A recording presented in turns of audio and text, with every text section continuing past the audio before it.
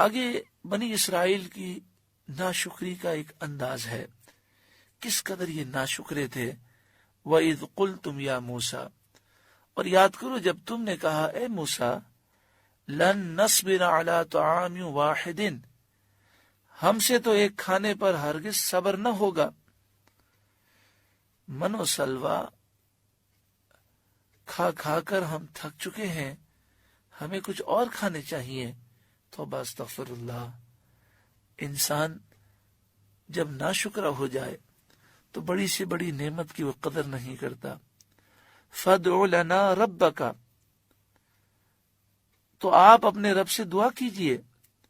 یخرج لنا مما تنبت الارض من بقلها، کہ زمین کی اگائی ہوئی چیزیں ہمارے لیے نکالے۔ من بقلها کچھ ساگ، وقثائها اور ککڑی، وفومها اور گیہوں، وعدسها اور مسور، وبصلها اور پیاز۔ قال، موسیٰ علیہ السلام نے فرمایا، اتستبدلون الذی هو ادنی بالذی هو خیر، کیا ادنا چیز کو بہتر کے بدلے مانگتے ہو؟ یعنی من و سلوہ اتنی عظیم نعمت ہے، اسے چھوڑ کر ادنا چیزیں مانگ رہے ہو۔ وہ کہنے لگے نہیں، ہمیں تو یہی چاہیے۔ اہبطوا مصرا فإن لکم ما سألتم، آپ نے فرمایا اچھا مصر یا کسی شہر میں اترو، وہاں تمہیں ملے گا جو تم نے مانگا۔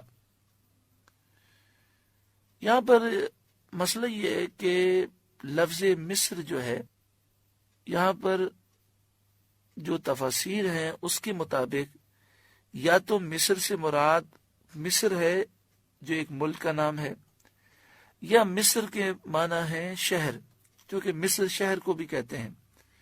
تو چونکہ دو تفسیریں ہیں، اس لیے اعلیٰ حضرت امام اہل سنت نے دونوں ترجمے کیے، اچھا مصر یا کسی شہر میں اترو، وہاں تمہیں ملے گا جو تم نے مانگا۔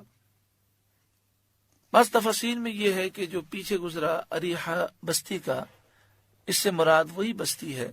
جب انہوں نے شکایتی کی تو فرمایا کہ اللہ تعالیٰ نے کافروں پر تمہارا رعب مسلط کیا، کافر بستی چھوڑ کر بھاگ گئے ہیں، اب اس بستی میں داخل ہو جاؤ۔ وَضُرِبَتْ عَلَيْهِمُ الذِّلَّةُ وَالْمَسْكَنَةُ، اور ان پر ذلت اور محتاجی کو مسلط کر دیا گیا۔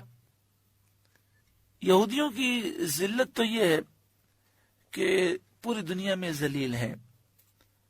اگر کوئی یہودیوں سے کاروبار بھی کرتا ہے، یا جیسے امریکہ کے عیسائی یہودیوں کے ہاتھوں مجبور ہیں، لیکن ان کے دل میں یہودیوں کی عزت نہیں ہے، وہ صرف اپنے مقاصد کے لیے یہودیوں سے فائدہ اٹھاتے ہیں۔ پوری دنیا میں یہودیوں کی کہیں بھی سلطنت نہیں ہے۔ اگر ایک ملک نام کا اسرائیل ہے، اس ملک پر ان کا جو قبضہ ہے وہ ناجائز ہے، اقوام متحدہ کی قراردادیں اس کے خلاف ہیں۔ اگر عیسائی دنیا کے ان کا ساتھ نہ دیں، دیگر کفار ان کا ساتھ نہ دیں، تو ان کے ملک کا کوئی وجود نہیں ہے۔ تو فرمایا کہ ان پر ذلت اور ناداری مسلط کر دی گئی، محتاجی مسلط کر دی گئی۔ محتاجی سے مراد یہ ہے کہ ان میں ہرس بہت زیادہ ہے۔ اگر لاکھ روپے ہوں گے تو ان کی ضرورتیں کروڑوں میں ہیں، تو لاکھ روپے ہونے کے باوجود یہ اپنے آپ کو محتاج ہی سمجھتے ہیں۔ وَبَاءُوا بِغَضَبٍ مِّنَ اللَّهِ، اور وہ اللہ کے غضب کے حقدار ہوئے۔ ذَلِكَ بِأَنَّهُمْ كَانُوا يَكْفُرُونَ بِآيَاتِ اللَّهِ، یہ بدلہ تھا اس کا کہ وہ اللہ کی آیتوں کا انکار کرتے۔ وَيَقْتُلُونَ النَّبِيِّينَ بِغَيْرِ الْحَقِّ، اور انبیاء کو ناحق شہید کرتے۔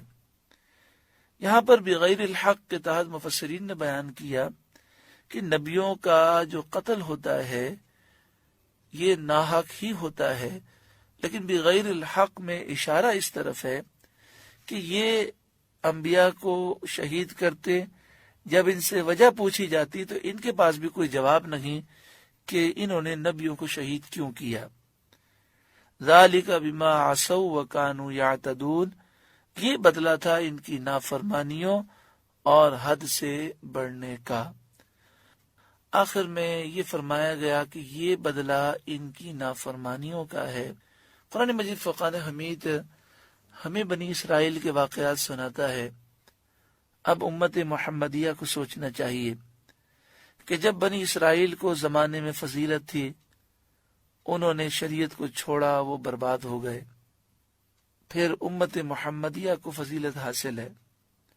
جب تک ہم قرآن و حدیث پہ چلتے رہے، پوری دنیا کے بادشاہ رہے.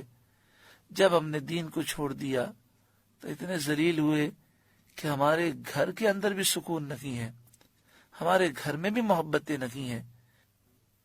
شہر اور ملک کی بات تو رہنے دیں، رشتہ داروں میں بھی جھگڑے ہیں. آئیے ہم قرآن کا دامن تھامیں، نور قرآن سے روشن ہو. سورہ بقرہ کا 7واں رکوع مکمل ہوا. دعا فرمائے اللہ تعالیٰ اس رکوع کے نور سے ہمارے ظاہر اور باطن کو روشن فرمائے اور ہماری غلطیوں کو معاف فرمائے.